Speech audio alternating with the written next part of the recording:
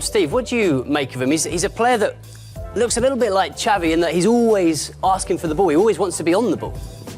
I don't think we should be mentioning his name and Xavi's name in the same breath.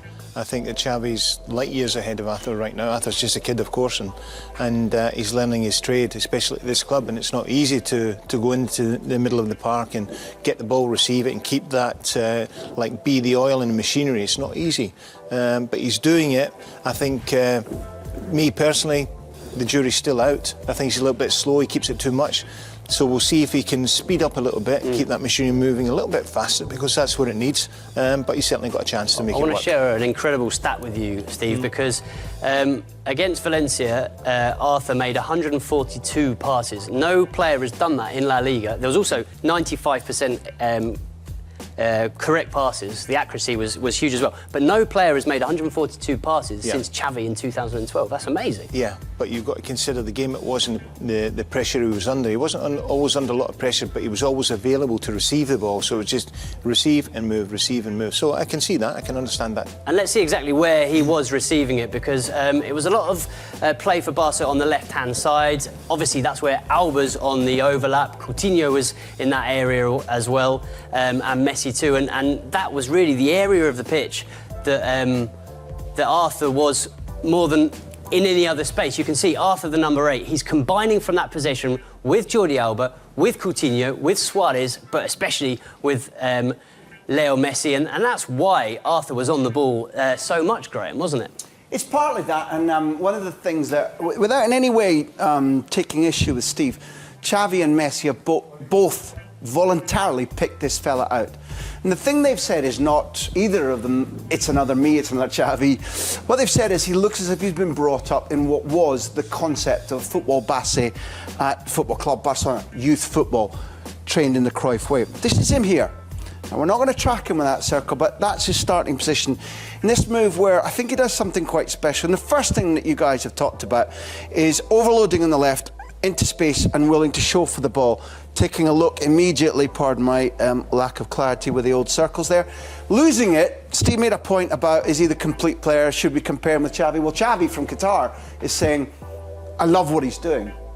He's got a blue tick from me, but I'm not going to talk about him because I don't want... Steve talked about comparisons that are false, but when Xavi was 22 and asked by Frank Rijkaard to move forward from pivote to doing damaging things, okay, on the right-hand side of the pitch, like we're about to watch now, Xavi said, I'm not good enough. I can't do that. He admitted he was scared and told Rijkaard no, and Rijkaard said, no, you can do things like this. And this is a lovely little trick. Pacini is rash. Arthur knew it. He laid the ball back to Coutinho, rather like the ball was laid back. Remember in 2009 at Stamford Bridge? For what ended up being a goal for Iniesta. Messi didn't score in that instance. But Arthur, you can say, took up good positions, won the ball back after making a mistake, and generally did quite well. Let's stop it here. This is our man here, picking up the ball. I like it, the factor that, okay, that's a simple pass from Busquets, but it's going to result in a goal. Before Arthur receives the ball, he looks up to see where Messi is. I'm just going to take that back a little bit, and I'm going to say, I'm going to take it back even further. I'm going to say, when he receives the ball, he makes a run right across Kondogbia. And the fact that he does that stops Kondogbia from moving in, means that he's got to stretch his leg out, and as we'll see in greater detail later, that's called a tunnel in Spain, a nutmeg everywhere else around the world, as Messi pushes the ball through the Frenchman's legs, partly to do with the way in which Arthur picked the ball up, knew where Messi was, fed him and distracted one of the players that was supposed to be stopping Messi. Is he perfect? Steve made this point, and it's a mature point. No, when he's under pressure, and that's not at the top level, I have to point out, this situation, that's not high pressure. Not when you're talking about some of the teams who will suffocate you, press you really hard. And yet, in this instance, to contradict Valverde, he does give the ball away.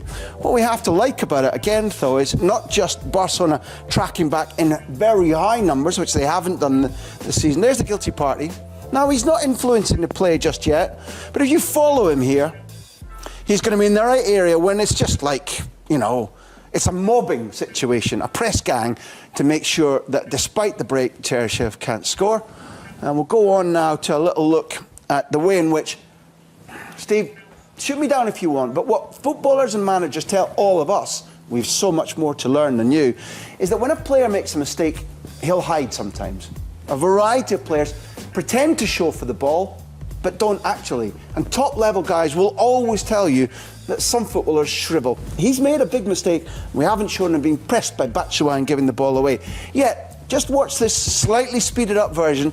The highlight is on Arthur. He's going to come into the picture, follow him, and watch him doing things that Steve mentioned, showing, receiving, passing cleverly. Some of it's patient, methodical. Some people don't like this brand of football, but can I reassure you that it's because there are 9, sometimes 10 white shirts in behind the ball and blocking Barca from doing things that are important. It goes over here and you might think we've lost our hero of this story. Where's the halo?